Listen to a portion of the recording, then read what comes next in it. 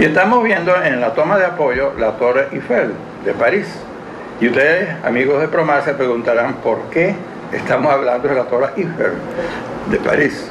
Porque nos encontramos con el doctor honoris causa Esteban Castillo, artista plástico, vamos a decirlo así, con especialidad en geometría artística, que ha realizado una obra muy importante y es un ícono en el Estado Lara en ese sentido, en el Estado Lara e internacionalmente, porque él vivió 17 años en París. ¿Cómo estás? Bonjour, merci. Je suis très content que vous soyez venu ici aujourd'hui. Bueno, más o menos me dijo que está muy contento de esta entrevista de Promar Televisión en francés. A ver, Esteban, vamos entonces a hablar un poco, comenzar a hablar un poco de tu vida, tus comienzos como pintor. Bueno, mira, yo tuve la suerte que nací en un hogar de artesanos que trabajaban el cuero o hacían alpargata y ahí de muy chiquito yo comencé a ver colores. Mi mamá tenía un telar donde hacían la capellada y ahí comenzó todo mi mundo, el interés por los colores. Y a los 14 años, una visita de una señora, yo siempre la menciono, Emma Bonnier, vino y le preguntó a mi mamá cómo te ha ido en los estudios. No, ese no quiere estudiar, lo que quiere es dibujar. Entonces la señora dijo, hay una escuela de arte. Por eso yo llegué a la escuela de arte, porque la señora... ¿A qué edad ya fue eso? 14 años. De 14 años. Sí. Ahí comenzó realmente tu vida. Claro, y yo decidí que yo lo que quería era ser pintor. Me llamaban la atención los pintores que vivían en la Guardilla, no sé por qué. Y, por ejemplo, algunos que te recuerdan. Ahorita no recuerdo, pero sobre todo la gente que vivió en Montmartre, a final del siglo XIX, Picasso, Braque, Matisse, todos esos pintores que hicieron bien. Bueno, lo que empezaron con la pintura impresionista, claro, por un lado, y luego la expresionista. Sí, y el cubismo. Entonces yo me fui interesando por toda esa tendencia y por todos esos movimientos, y de ese momento soy bien enamorado de París. Bueno, ya tú viviste una temporada en Caracas, previo, ¿no? Donde claro, yo formaste. Yo era pintor cuando me fui a Caracas. Hice un viaje muy corto a Nueva York y ahí me fui a Caracas, duré 2 años en Caracas y me vine. Entonces me ofrecieron una beca, me ofrecieron material, no mandaron los materiales y después me dijeron, mira, hemos decidido algo mejor para ti, te damos una beca. ¿Para dónde te quieres? Yo dije París. Y a los 15 días yo andaba caminando por la calle París. ¿Y estuviste allá 17 años? 3 años y medio en París, 3 en Londres y el resto en París. O sea, volviste a París. 17 años en París y 3 en Londres. Bueno, allá formaste familia también, ¿no? Aparte de la pintura, ¿no? Claro, aquí tengo un hijo del primer matrimonio, tengo 3 nietos aquí y 4 bisnietos. Y allá tengo 2 hijas del segundo matrimonio y 3 nietos. Y 3 nietos. Sí. Bueno. Creció la familia. Sí, claro. Ahora, cuéntame de tu vida en París, porque ahí fue, como yo digo, el punto inflexivo, pues, en el desarrollo de tu arte. Cuéntame, ¿cómo se fue allá? Mira, me imagino que te conociste con varios venezolanos. Claro, yo allá, ¿no? Yo tenía la dirección, por ejemplo, de Soto, que me le había dado en Caracas, y de Carlos Cruz Diez, por un amigo que trabajaba con él, fui a visitarlo. Y entonces comencé más a relacionarme con los museos, las galerías. Pues yo llevaba cierta información de lo que era París. Pero claro, ahí que evolucionaste, es decir, pasaste de lo que es la pintura, al óleo como tal, y pasaste ya a la parte de cinética, de geometría. Te explico, ha pasado por diferentes etapas. La pintura figurativa, la formación de la escuela, que va desde el año 55 hasta el 64. Y con su respectiva influencia ahí de Cézanne, de los pintores impresionistas en la obra figurativa. Después, cuando fui a Nueva York, ya hubo una modificación que son máquinas, estructura mecánica, y con esa pintura que era muy irracional, de mucha mancha, yo llego a París. Entonces a París estaba en boga todo lo que era el cinetismo, la geometría, y yo me fui incorporando y progresivamente fui eliminando ese desorden que había en ese tipo de pintura en la máquina, para llegar a ser geométrico, y entonces comienzo ya a interesarme por los pintores geométricos y cinéticos. Háblame un poco de lo que es tu especialidad, que es la geometría. Porque todo tiene como una especie de combinación de colores. Es igual que en la pintura, es decir, cuando hablamos de colores primarios, secundarios, terciarios, tiene que haber una especie de equilibrio y balance entre por ejemplo, colores fríos, colores calientes. ¿Cómo tú organizas eso? ¿Cuál es tu bueno, yo línea? Pues, yo no organizo en el sentido de organizar, sino que está programado en mi cerebro qué colores van al lado. Cuando yo pongo un amarillo, digo, aquí va a haber, voy a colocar un violeta, aquí va un azul. Entonces yo lo analizo. ¿Está bien esa armonía? ¿O tengo que aclarar o oscurecer un color?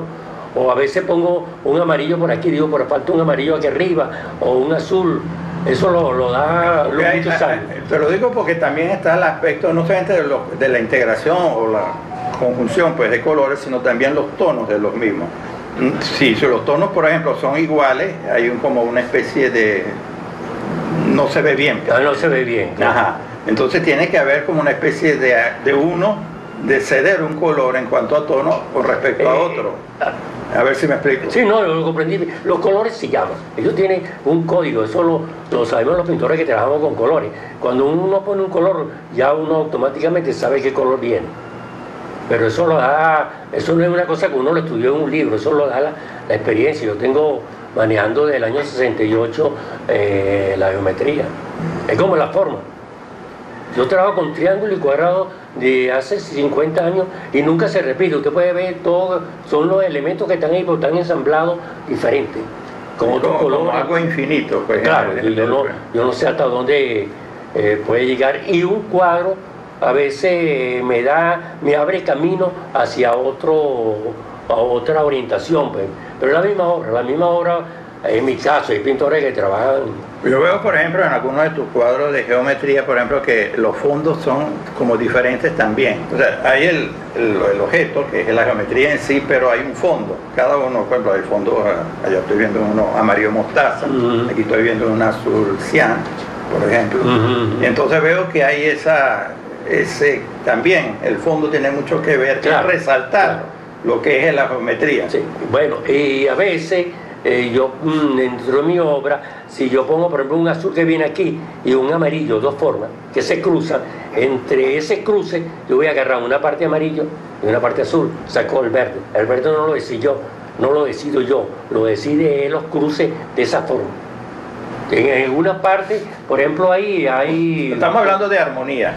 Sí, claro. De una armonía. Eso a veces hay colores que son cruzos, se producen otro, tercero, o cuarto color, pero eso lo da la experiencia.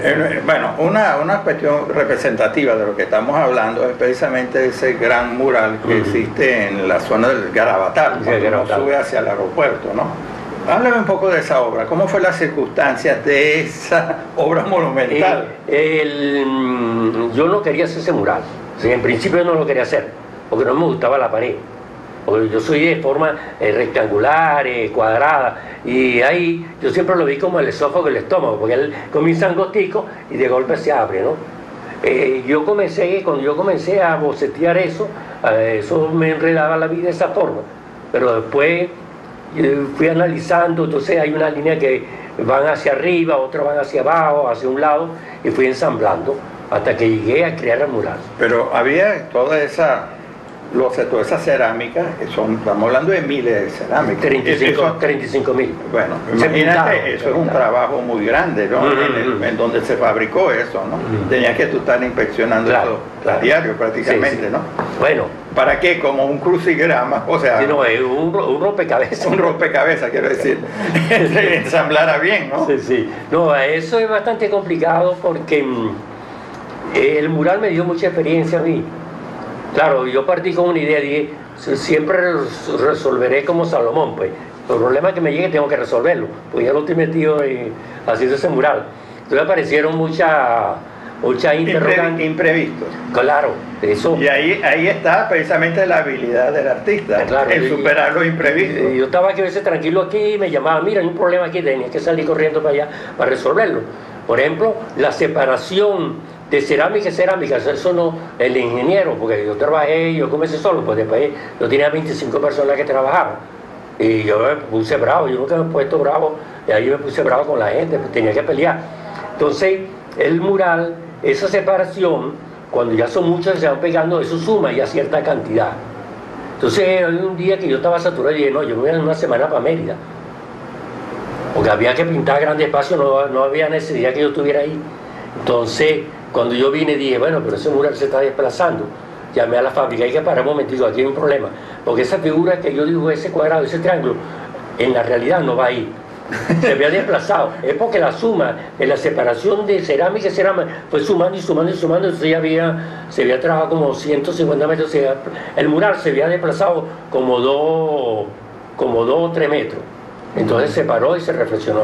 Después ese mural se pintó en paneles en horizontal, y como eso es una subida, entonces la línea horizontal continúa y el mural se sale de la pared.